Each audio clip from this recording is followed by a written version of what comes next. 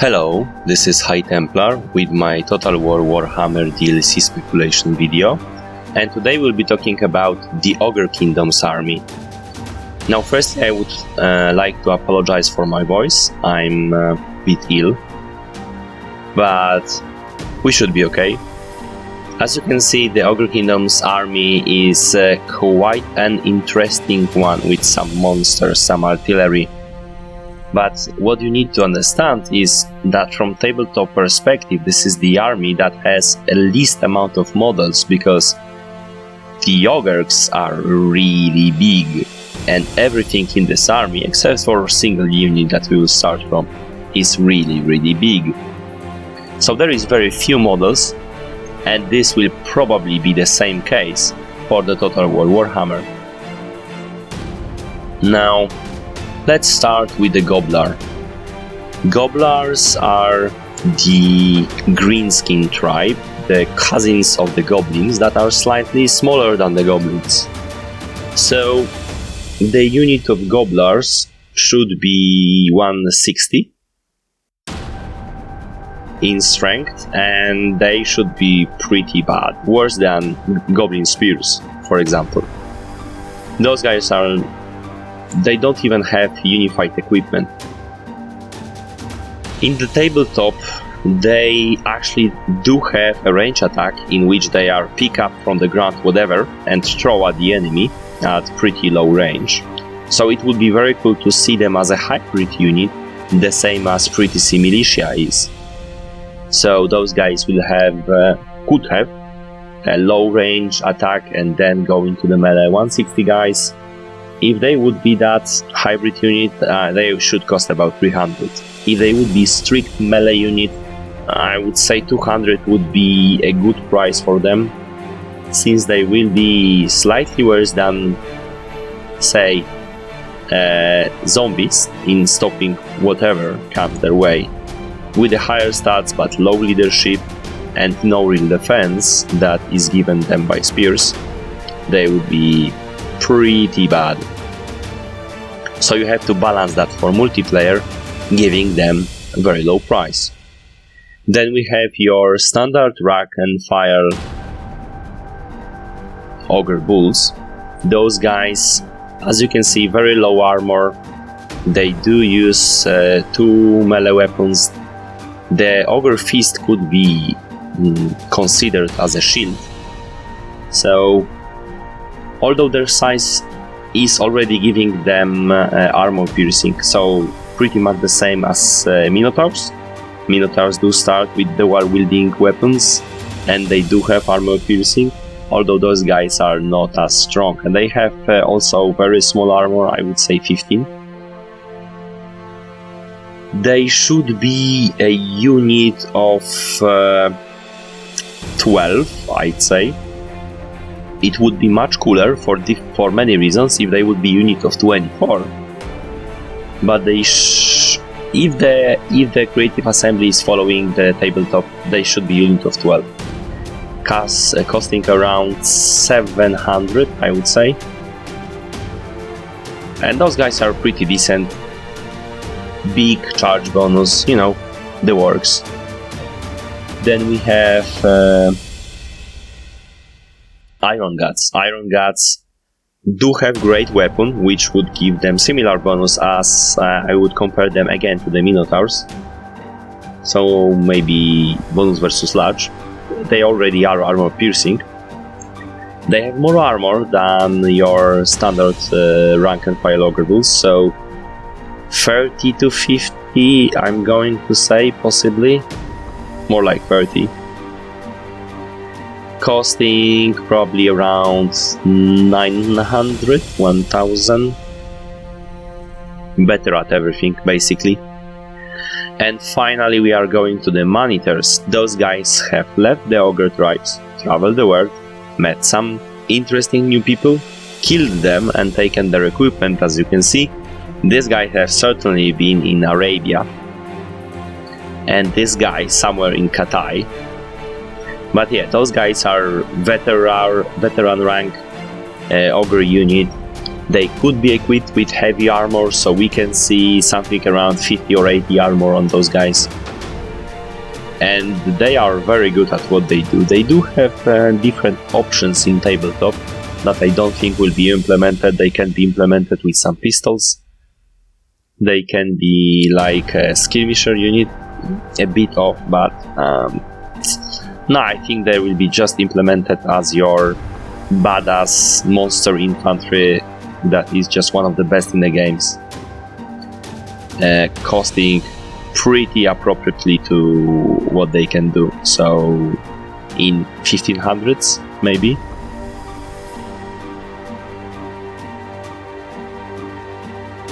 Then we have Yetis, and these guys are problematic, to say at least. They do cost more than Iron Guts, by a point, yeah, but still more.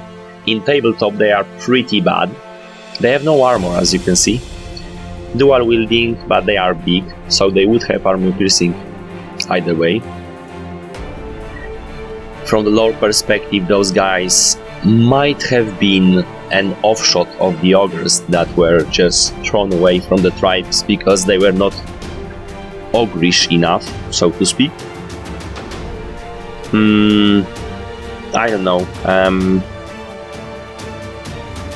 If the ogres would be implemented as 12 models per unit, it would be cool to see them done differently, because they are very similar to the ogre bulls. I mean, yes, they are harder hitting, but they have still very little armor or no armor. Maybe they could move faster, but it's... ogres do have lots of shock troops. I'm not sure if we need another one. So if we would have 12 units of the ogres, would be cool to see them as 24, and vice versa. If the ogres will be 24, which I don't think will be the case, those guys maybe they should be 12 and they should be more monstrous, possibly. So yeah, and costing few hundred. I mean, like 7, 8, 900. Unless they are super cool, but they are not very good at the tabletop, so yeah. Then we have yet another shock troop with no armor for the ogres, so, and these are also monstrous, gorgers. They do have vanguard deployment. Their cost in tabletop is 90 points per model, so this is like man-eaters right now are 50. And those guys are 90, and they are not that good. So will there be better Yetis? I'm struggling with that idea. Although having those guys vanguard deployed on the back of the enemy and charge at the enemy in multiplayer would be pretty cool thing to see.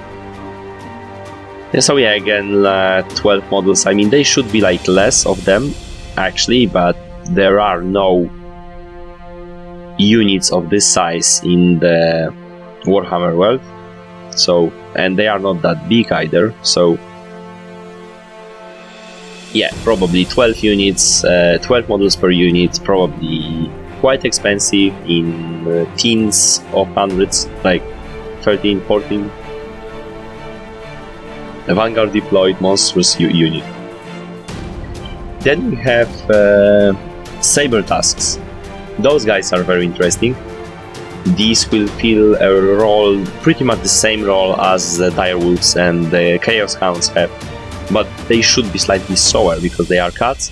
But you know, they should be stronger.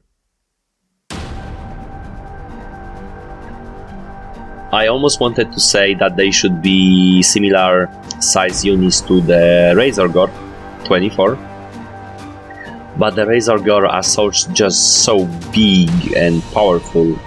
So yeah, probably the same, like 80 maybe units, but higher cost than your standard direwolf, like 700 possibly.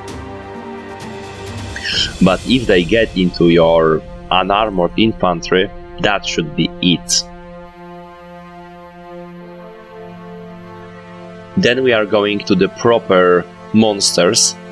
And these are the Stonehorns. Stonehorns, they have a stone skin, and yeah, so around 150 armor, I would say. And they are so big and monstrous, I'm thinking they will be only implemented as mounts, similar to zombie dragons and chaos dragons. I'm not liking it. I would like to see them in a battle and as a mount, but yeah, probably not going to happen. So would be interesting to see that unit, because it's absolutely shattering, and yeah, would be probably around 2000 in cost, single model.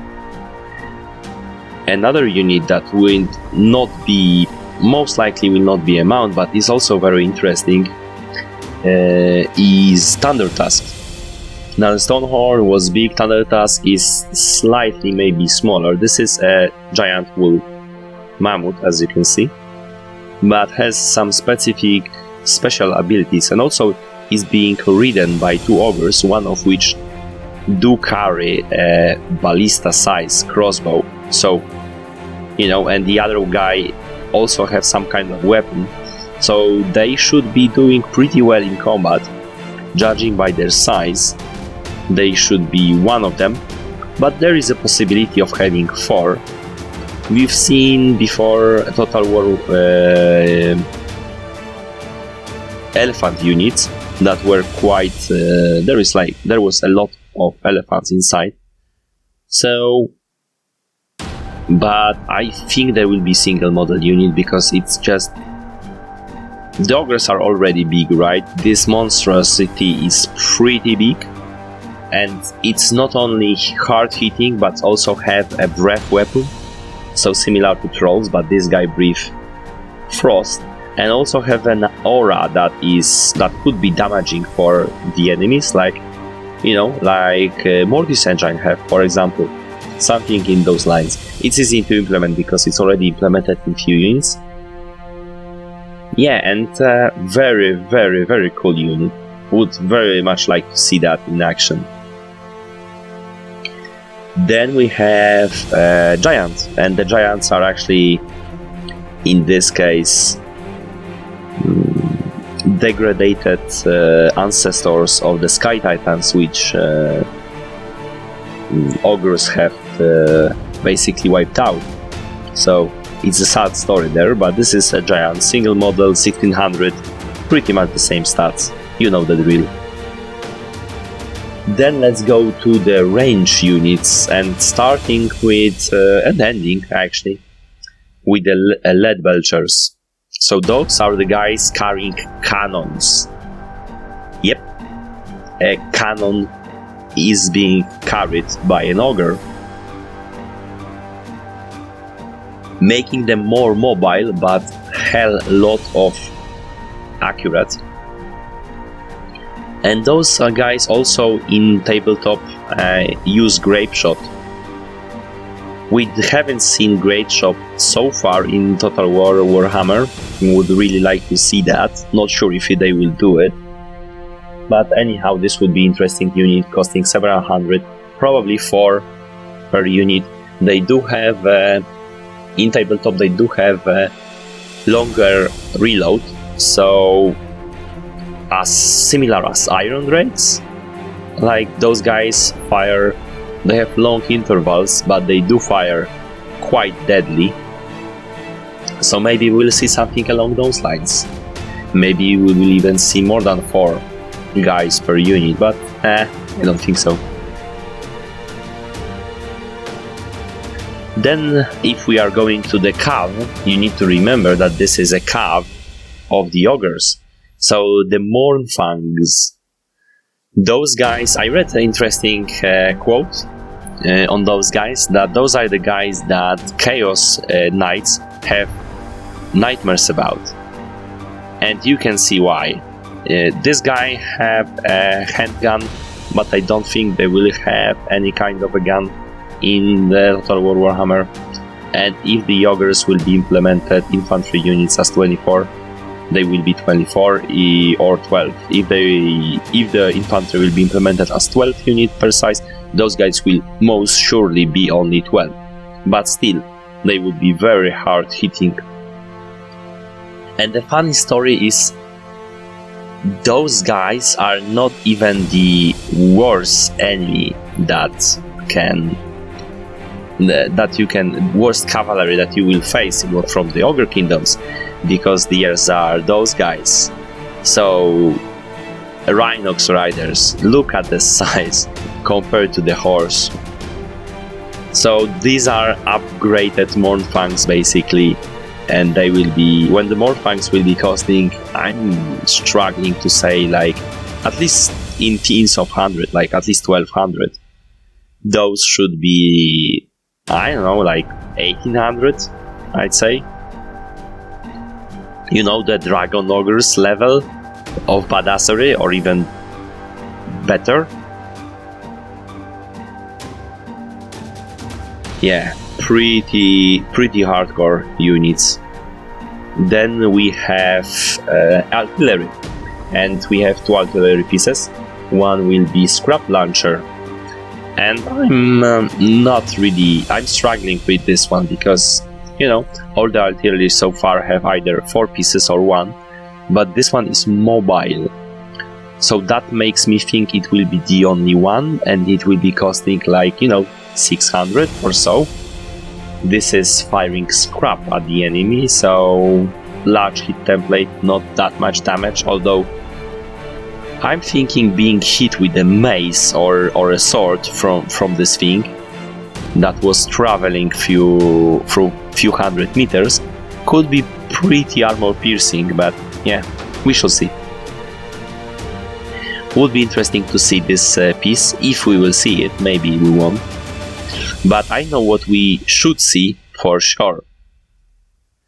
And this baby is Iron Blaster. This is a Sky Titan cannon that is mounted on the Rhinox. So this will be this is enormous cannon. This will be absolutely single piece.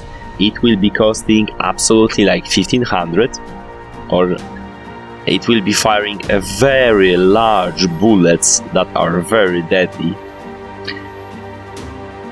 In tabletop, I think you can load it with grape shot, and by grape shot I mean standard cannonballs. So you see where this is going, right? But I don't think in Total War Warhammer will have that. Just like a single cannon ball that is hitting something and absolutely destroying it. Something among the lines of the, you know, Hell Cannon, but slightly harder hitting, but not magical, obviously. And this thing is mobile, and if you attack it, there is this Rhinox that you have to deal with. So, yeah, not really something you want to attack with your bats or hounds, because yeah, you can see where this would go, right? Then if we are going to the heroes, we have Bruiser. This is your standard heavy armor for the Ogres, at least I say like 80 armor at least, or maybe even 100. Melee hero that is absolutely awesome. He will be along the strength of the Gorbul, maybe slightly weaker, but only to the Gorbul. So the Empire Captains and Thanes and Paladins will absolutely fall in front of this guy. Then we have a Hunter, and in tabletop we can mount him, as you can see, on the Stonehorn. And he actually have a ballista. He has a crossbow, but it is a ballista size, so although that wouldn't be that much of a problem, because we already have an engineer, for example, who granted have like 90 damage in range, but at the same time he's shooting quite fast, so making 200 non-armor piercing damage hero that is firing twice slower would be pretty balanced, I think, in my opinion at least. So the Hunter, very cool character, very cool indeed.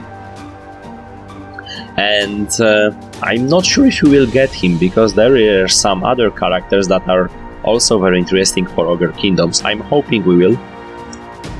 Then we have, this guy is Ogre Kingdom's mage.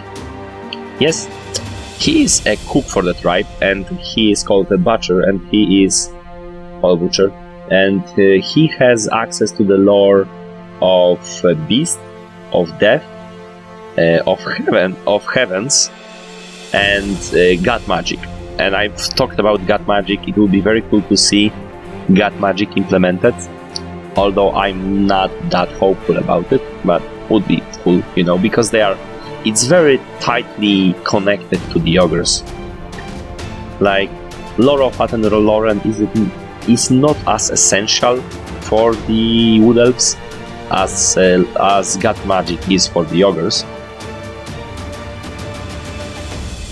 Well, this guy, very good melee hero, melee fighter that can also cast magic, so yeah, interesting to say at least. Then we have a Firebelly. This guy has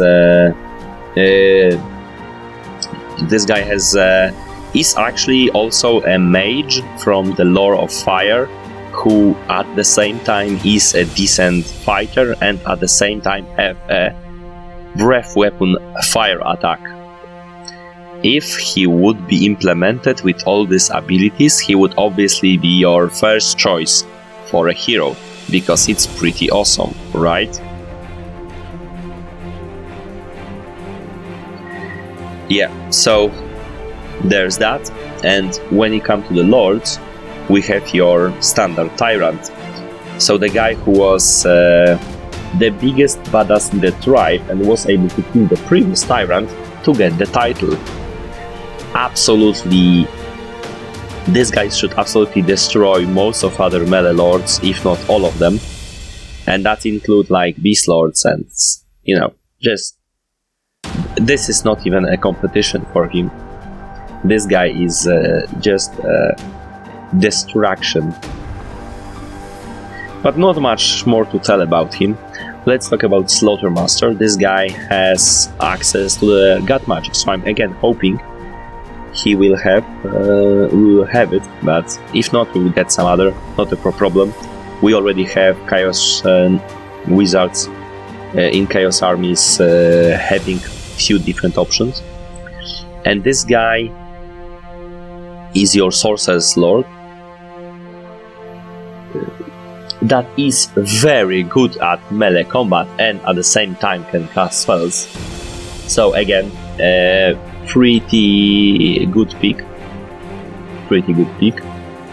for a lord. I'm hoping we will see both of those guys implemented as really strong ones, because this is like a trademark of the ogres.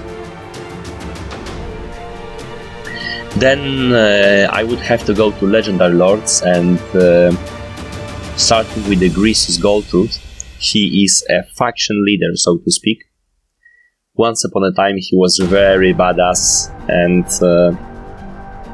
he actually destroyed some of the tribes by himself, throwing rocks from the top of the mountains at the tribe until every ogre there was dead. Now this guy he's very blessed by the Great Maw, which they worship. So he has a very large belly. He is very, very rich, and he is very, very strong. But he is being carried by this Gobblers. Would be interesting to see him implemented in exactly the same way, because we have already Thorgrim, so why not him?